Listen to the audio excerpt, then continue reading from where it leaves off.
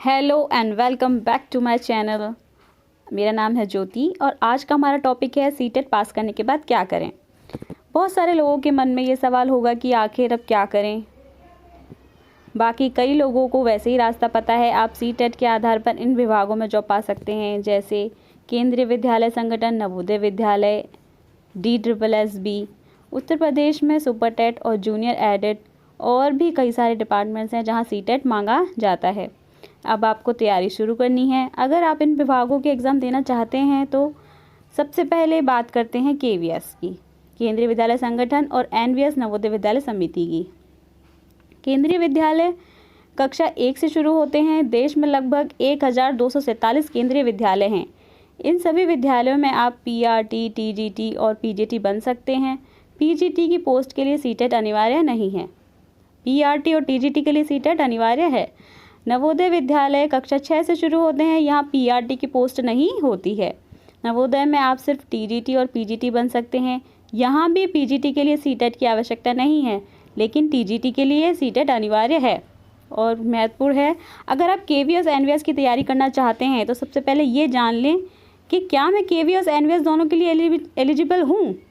ये चीज़ जानने के बाद ही तैयारी शुरू करें। तो एलिजिबिलिटी देखते हैं। ज़्यादातर दिक्कतें TGT में अप्लाई करने वालों को ही होती हैं। अगर आप TGT के लिए अप्लाई कर रहे हैं तो KVS और NVS में तो ये बातें आप पर लागू होनी चाहिए।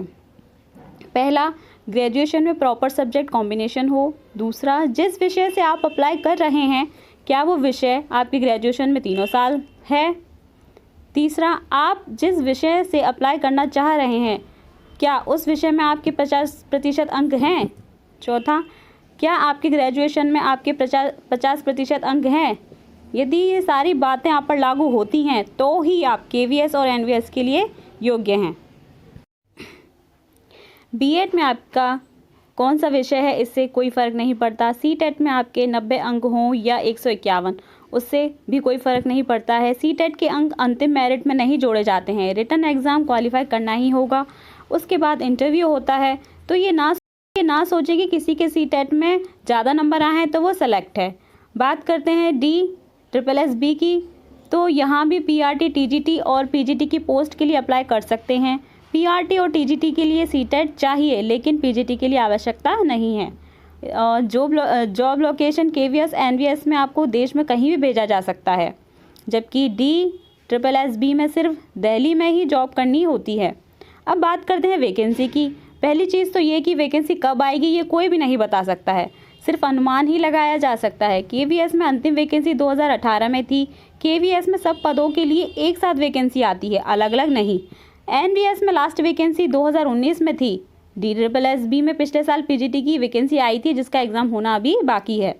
वैकेंसी आएगी तभी तैयारी करेंगे, ये सोच बिल्कुल भी ना रखें। तैयारी को जारी रखें। सिलेबस, एग्ज़ाम पैटर्न और प्रीवियस पेपर्स देखकर तैयारी करें।